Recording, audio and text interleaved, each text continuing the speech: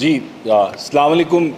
جہاں سے رؤف صاحب نے چھوڑا اور پھر ولید صاحب نے کافی ڈیٹیل میں ایکسپلین کر دیا کہ اس رپورٹ کے اندر کیا ہے. یہ یو ایس جو ڈپارٹمنٹ آف اسٹیٹ ہے اس کا جو بیورو ہے of democracy human rights and labour اس کی رپورٹ ہے 2022 سے لے کے 23 تک جو پاکستان کے اندر رول آف لاء سے ریلیٹڈ جتنے انڈیکیٹرز ہیں اس کو سمرائز کرتا ہے کہ اس ملک میں کیا سچویشن ہے رول آف لاء کی.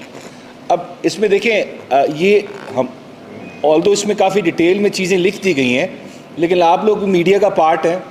یہ ہماری جتنی سبمیشنز تھی پچھلے رجیم چینج کے بعد سے 9 اپریل کے بعد سے جتنی ہماری سبمیشنز تھی کنٹینشنز تھی یہ اس سب کو سبسٹینشیٹ کرتا ہے. ہم نے جو کہا کہ اس ملک میں قانون کی حکمرانی نہیں ہے, اس ملک میں بنیادی حقوق جو ہیں وہ پامال ہو رہے ہیں, اس ملک میں آئین کو قربان کیا جا رہا ہے, اس ملک میں انڈیپینڈنس آف جوڈیشری کو کمپرومائز کیا جا رہا ہے.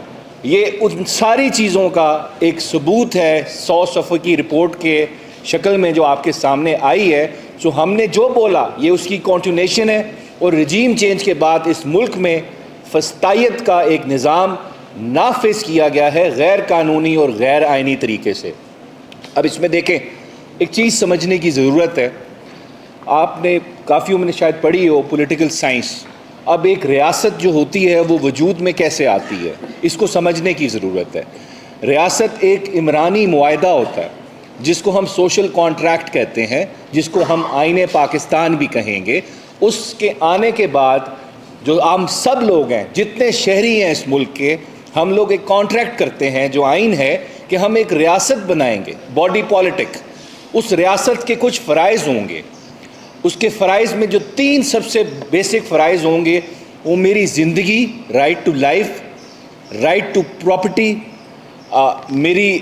میرے مال کی حفاظت کرنا ہے, اور رائٹ ٹو لبرٹی, میری آزادی کی حفاظت کرنا ہے. ریاست بنانے کا مقصد کیا تھا؟ کیونکہ اس سے پہلے جو قانون تھا وہ لاء آف نیچر تھا, وہ لاء آف جنگل ہوتا ہے. اس کے اندر جو طاقتور ہوتا ہے وہ کمزور کے جو اس کے حقوق ہوتے ہیں اس پہ قبضہ کر لیتا ہے, ان کو وائلیٹ کرتا ہے. تو ریاست کا مقصد ہے کہ اس نے میرے ان رائٹس کو پروٹیکٹ کرنا ہے, اور یہ میرا آئین Pakistan from article 8 to article 28 بنیادی حقوق بتاتا ہے ہر شہری کا کہ اس کا ریاست کی ذمہ داری ہے کہ اس نے ان کو پروٹیکٹ کرنا ہے. اور ریاست کے 3 ستون ہیں.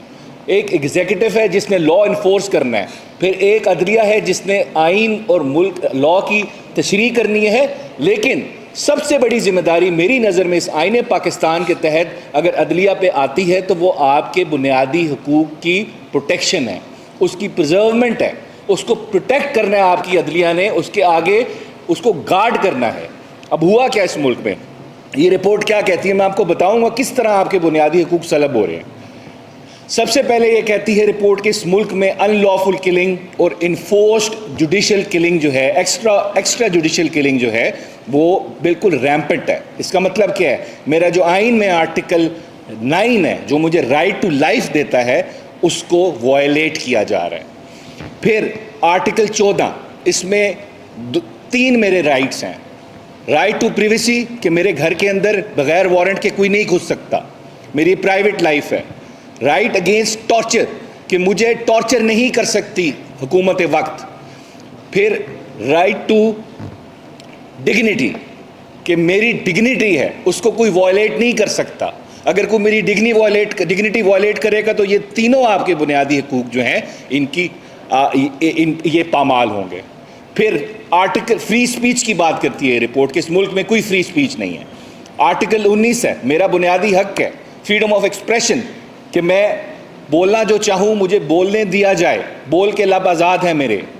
پھر article 19A right to information, آپ نے ٹویٹر پہ پابندی لگا دی, آپ نے میڈیا پہ پابندی لگا دی, میڈیا کو رپورٹنگ سے روک دیا. تو جو انفارمیشن لینا of matters of public importance میرا رائٹ ہے آپ نے اس کو بھی ختم کر دیا.